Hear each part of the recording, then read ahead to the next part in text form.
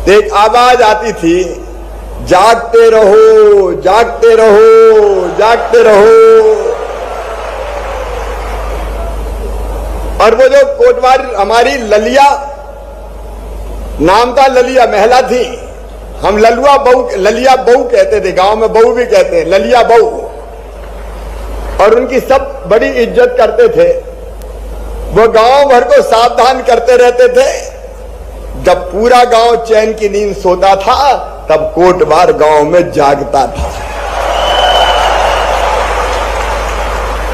ताकि गांव सुरक्षित रहे, चोर कहीं सेंध नहीं लगा जाए, किसी को कोई दिक्कत ना हो जाए। आप राजस्व प्रशासन की रीढ़ की हड्डी हैं, आप ना हो तो प्रशासन वेंटिलेटर पे चला जाए। प्रशासन के लिए कर्णधार हैं आप। ये मैं इसलिए कह रहा हूं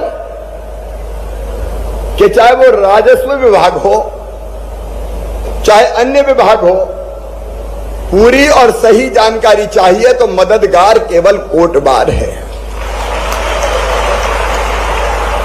गांव में किसी परिवार में जन्म हो तो बधाई देना है, गांव में कहीं कोई शौक हो जाए, मृत्यु हो जाए तो भी सूचना रखना है, जानकारी अपडेट करना है। गांव में प्राकृतिक आपदा आ जाए, भगवान न करे आए, ओले इल्ली सूखा पाला, पहली जानकारी देते हैं तो कोटवार देते हैं जाके प्रशासन। आपदा की सूचना देना हो, सीमांकन का आंकड़ा बताना हो, पुलिस विभाग को भी सही जानकारी आपसे ही मिलती है। ऐसी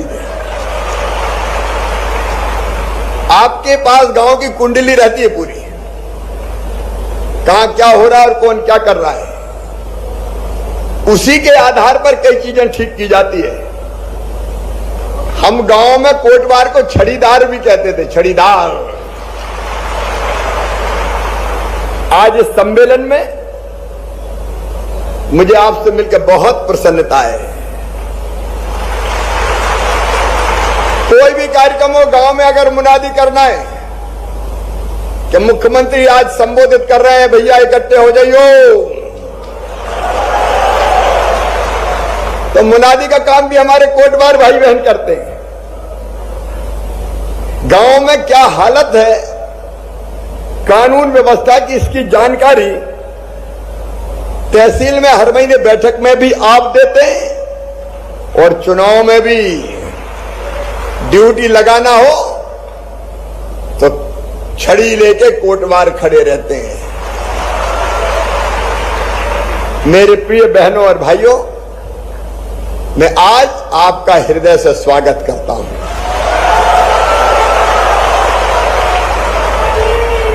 देखो, मैं ऐसा मुख्यमंत्री नहीं हूं कि अपने आप को बहुत बड़ा मानूं और अहंकार से भर जाऊं। जैसा मैं हूं वैसे मेरे कोटवार भाई बहन हैं। आप भी महत्वपूर्ण काम कर रहे हैं, आपकी जगह आपका काम महत्वपूर्ण है, और इसलिए इंसान की गरिमा का सम्मान करना चाहिए। कोई छोटा बड़ा नहीं है, सब बराबर।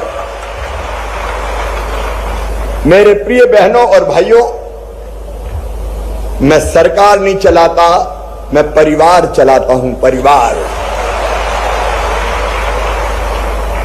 हम सब एक परिवार के अंग हैं। अपना इतना बड़ा परिवार है, और परिवार के कष्ट कठिनाइयों की चिंता करना मुखिया के नाते मेरा काम है।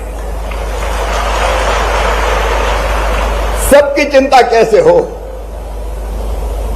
और समाज के हर वर्ग के कल्याण के काम करने की मैं कोशिश कर रहा हूं। अब लाडली बहना जैसी योजना, जिसके दिल में बहनों के लिए संवेदना और तकलीफ है, वो ही लेके आ सकता था, और कोई में ताकत नहीं थी कि इतनी बड़ी योजना लेके आ जाता। मैं जहां जाता था मेरे कोटवार भाई कहते थे, मामा हमें भी बुला लो।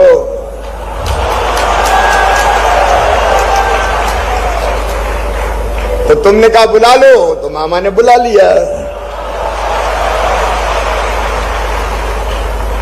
आज आपका मैं फिर हृदय से स्वागत करता हूं। आज मैं मेजबान हूं और आप मेहमान हैं। मेरे भाइयों और बहनों,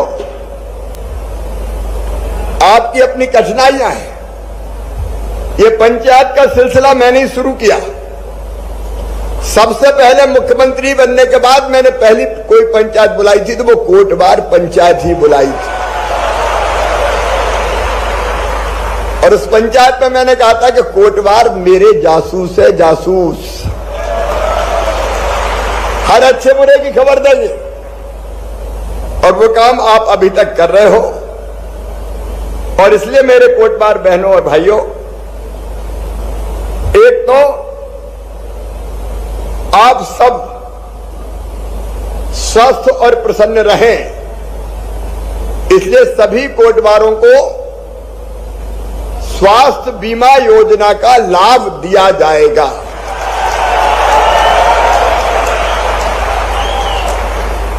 अब मैं देख रहा हूं, कोई नीली वर्दी में है, कोई खाकी वर्दी में है।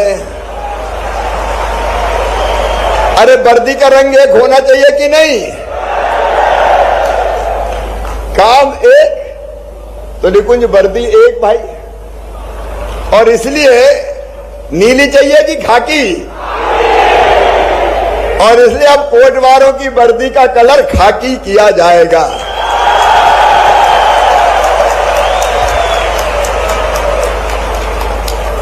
हमारे कोटवार भाई और बहन जब सेवानिवृत्त होते हैं तो उनको कुछ नहीं मिलता, वैसे ही बाहर हो जाते हैं। अब इतने वर्षों तक सेवा की है और इसलिए रिटायरमेंट के बाद उनको 1 लाख रुपए की राशि दी जाएगी सबको।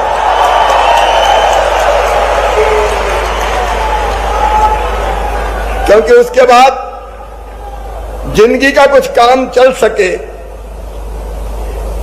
उनकी जो पारिश्रमिक है, मानदेय है, वो मानदेय भी काफी नहीं है। तो एक व्यवस्था तो मैं परमानेंट कर दूं और वो व्यवस्था ये है कि आपकी जो वेतन है उसमें मांगना ना पड़े, हर साल 500 रुपया अपने आप बढ़ते चले जाएं। और आपकी जो अभी ऐसे कोटवार जिनके पास कोई सेवा भूमि नहीं है, अभी उनको मिलते हैं केवल 4000 रुपया। 4000 मिलते हैं ना, तो 4 को बढ़ा के 8000 रुपया सीधे सीधे किया जाता है इसको। ऐसे कोटवार जिनके पास 3 एकड़ तक की सेवा भूमि है, उनको मिलते हैं 1000। कितने मिलते हैं उनको? 400। नहीं, मुझे सही बताओ भाई। तो जिनके पास 3 एकड़ तक है उनको कितना मिलता है? सर, उनको 1000 मिलता है 3 एकड़ तक वालों को। और अच्छा, हाँ, 3 एकड़ तक वालों को 1000 सर, और 7.5, 3 से 7.5 वालों को 600। 3 से 7.5 वालों को 600 मिलते हैं। हाँ सर। अब ये हिसाब किताब ठीक नहीं है भाई। 1000 से बढ़ा के 2000, 600 से बढ़ा के 1200, और जो अंत में 10 एकड़ तक के हैं उनको भी मिनिमम तो 1000 दिया ही जाएगा, उससे कम का कोई मतलब ही नहीं है। और इसमें समय समय पर वृद्धि की बात भी मैंने कही है। कोटवार पद पर नियुक्ति के लिए कोई न्यूनतम शैक्षणिक योग्यता नहीं होगी। हर कोटवार को सीयूजी मोबाइल सिम दी जाएगी और सिम को बैलेंस करने के लिए प्रतिमाह रिचार्ज करने की व्यवस्था भी जितना पैसा लगेगा शासन देगा। और नहीं तो सूचना काय पे देंगे, फ्री में फोन करते रहे क्या बेचारे, और अपना सिम भरवाते रहे, तो जेब से कहां से करेंगे। और सारे कोटवार परिवारों में वैसे मिल गया होगा, लेकिन चेक करके लाडली बहना का लाभ हर परिवार को दिया जाएगा, ताकि कोई बहन कोटवार परिवार में शेष ना बचे। मेरे प्रिय बहनों और भाइयों, आपका जीवन सुखी रहे। आप अपना काम मेहनत और ईमानदारी से करते हैं। आप सीधे सच्चे और भले लोग हैं, और इसलिए मैं आपको प्रणाम करता हूं। बुलाने में थोड़ी देर हो गई, मुझे माफ कर देना। आगे भी आपके भलाई के काम मैं करता रहूंगा। आप गांव की चिंता करें, आपकी चिंता आपका भैया करेगा, आपका मामा करेगा। अपना गांव कैसे बढ़िया चले, इसमें भी आप दत्त चित्त होकर काम करें। और मैं सीधे सीएम हाउस से जोड़ूंगा आपको, ताकि जरूरी जानकारी मुझे भी आप देते रहें। बोलो, सब मुझे जानकारी भेजेंगे। एक अफसर मैं तय कर दूंगा, ताकि कोटवारों से जानकारी आए, और समय समय पर साल में एक बार आपका सम्मेलन भी करूंगा। मित्रों, हम सब मिलकर साथ चलें अपनी जनता के सेवा के लिए और मध्य प्रदेश के निर्माण के लिए। मुझे आप सबका साथ चाहिए। बोलिए, सबका साथ मिलेगा? मामा के साथ रहेंगे, भैया के साथ रहेंगे, तो मेरे साथ बोलिए, भारत माता की, भारत माता की, कोटवार बहनों और भाइयों की। हम सब बहुत बहुत धन्यवाद।